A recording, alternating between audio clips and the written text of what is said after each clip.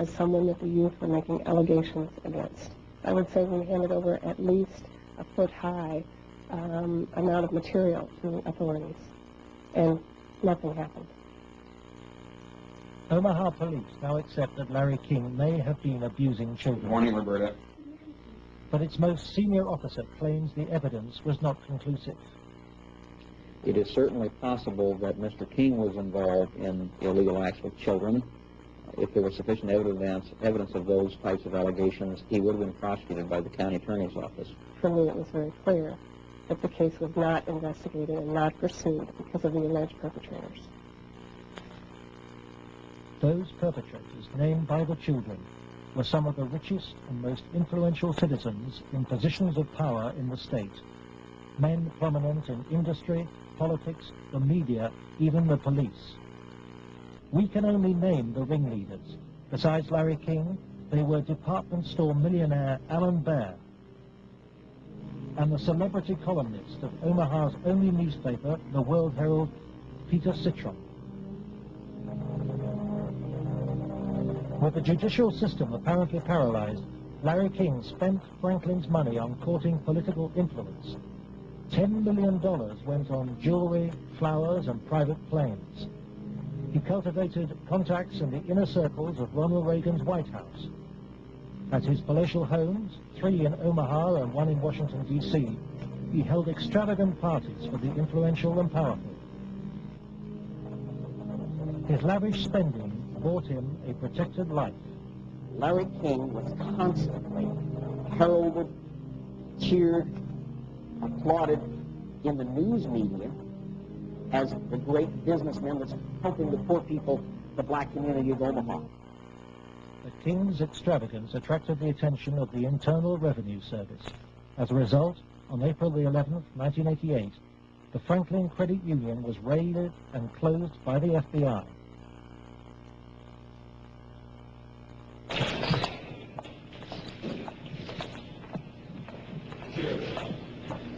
King was arrested, and the federal investigation showed he had stolen $40 million from Franklin. Documents we possess reveal the FBI interviewed many of the victims of Larry King's sex ring, but no action was taken. In November 1988, Nebraska's state government set up a parallel investigation into Larry King. A legislative committee was formed. Its chairman was the Republican head of Nebraska's Banking Committee, corn farmer and state senator Lawrence Schmidt. Immediately, anonymous threats began.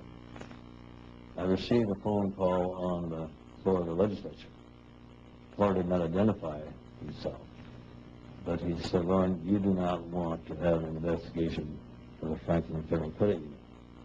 And I asked who I was speaking to. He said, "That doesn't matter, but you shouldn't have that investigation." And I said, "Well, why not?" He said, "It will reach to the highest levels of the Republican Party, and we're both for Republicans." Undeterred, the committee began their investigations, and the money trail led quickly to the original allegations of child abuse. Carolyn Stitt was one of the first to testify. The night before we testified before the legislative committee, I did receive a phone call at home that said, "If you speak, you won't live to regret it." To protect the inquiry, Schmidt's committee hired special legal counsel and full-time professional investigators, Gary Caradori and Karen Ormiston. I said, "We do not want you to bring to the committee rumors, innuendos, nothing that cannot be backed up with facts." I said, "Bring to the committee that which we can take to a prosecutor." The investigators found new victims of King's pedophile network, many on the streets of Omaha. The picture they built up was of a large ring of rich and powerful pedophiles, many named the same men as those involved with the Boys Town cases 3 years earlier. They were telling us about prominent people in Omaha and elsewhere that were abusing children at parties. The prominent citizens' names that originally came up were a concern to me because I knew many of those individuals, and I, very frankly, was shocked to have those names show up on the list. To provide the committee with hard evidence, the investigators recorded their new witnesses on videotape. Paul Bonassi had been the victim of abuse since he was 8. He was present at many of Larry King's sex parties. Caradori traced him to the county jail. He had been convicted of fondling his young cousin. Who were some of these people that would come to these parties? Larry King,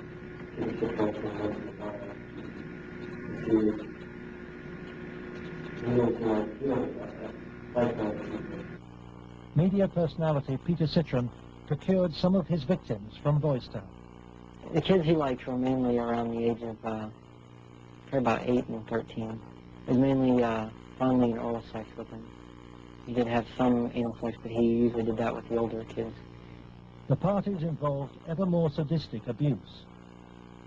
And everything was tied up where, was there anybody else present other than you, Peter Citron? Yeah. Who was that? Millionaire Alan Baer hosted parties for a large number of sadistic pedophiles. Paul Bonassi suffered at their hands. Okay. This kind of method has some other kids on sex on their lady,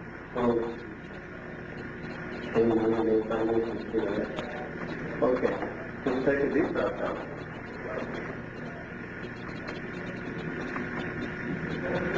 And Troy Bonner would tie you up.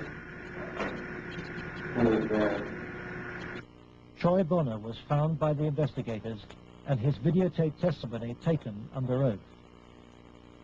I was shocked when I walked in as a kid, I would say about 15 years old. I was in the middle of the room. One guy was standing in front of him. He was bent over, and the other guy was like reaching under him, playing with his nipples. Wow. A guy who Jeff told me was a police officer shoving beads up his rectum. The police officer was shoving beads up his rectum? Yes. Bonner named Alan Baer as the man who introduced him to the sex parties. Alan Baer was a sick fuck. Didn't care, wanted sex, nasty, I don't even know if you can call it sex. Everything, from just, touching to fruit, squash, huge squash, that big around, stuck into you, into your ass, heat things, hot things, poked at you and stuck in you. But the center of the child sex ring was Larry King. Larry King was the same kind of sick fuck Alan Baer was, except Larry King was more violent, more sure of himself, I got those scars on my own one night at a party with Larry King, wanted to see how strong a man we were or something, and had us put your arms together, and you'd light cigarettes, and as soon as you get burning, you just drop them down between your arms, and, let it burn. And we never stand there naked and touch each other by holding our arms together and burn cigarettes with. It's on film someplace. And they filmed it. Burning, I would, see him fuck a 10-year-old boy in the ass, until he bled, and, just pull out and stop, and, push him down, and then go out and, meet with decent people. King would also provide underage girls for abuse. Alicia Owen told the investigators she was 15 when she attended her first party, introduced by a Boys Town boy. Caradori discovered her in jail where she was serving a sentence for passing bad